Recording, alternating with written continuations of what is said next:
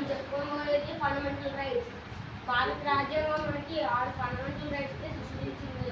మొదటిది right to equality, రెండోది right to freedom, మూడోది రైట్ అగైన్స్ట్ ఎక్స్ప్లోటేషన్, నాలుగోది right to freedom of religion, ఐదోది cultural and fundamental educational rights, ఆరోది right to constitutional remedies.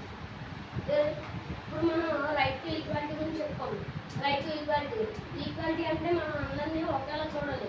తిను Muslims, తిను క్రిస్టియన్స్ అని చూడకూడదు, అందరినీ ఒకేలా చూడాలి.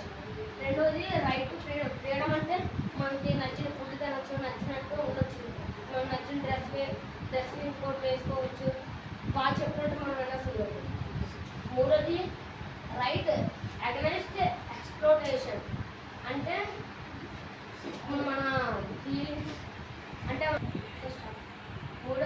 మూడోది రైట్ అగైన్స్ట్ ఎక్స్ప్లోటేషన్ అంటే మన మనసులో ఉన్న భావాలని ఎవరికి చెప్పుకోవడం బట్ చేస్తాం.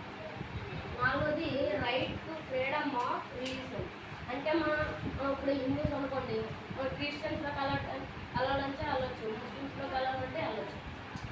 ఐదోది కల్చరల్ అండ్ ఎడ్యుకేషనల్ రైట్స్ అంటే మనం వేరే దేశానికి వెళ్ళామనుకోండి, అక్కడ ఉన్న ఫుడ్ అక్కడ ఉన్న ఫుడ్ తినవచ్చు. మళ్ళీ మన దేశంకి వచ్చింది అనుకోండి, మనం స్కూల్లో ఉండే ఎడ్యుకేషన్ నేర్చుకోవచ్చు, లెసన్ కూడా ఫాలో.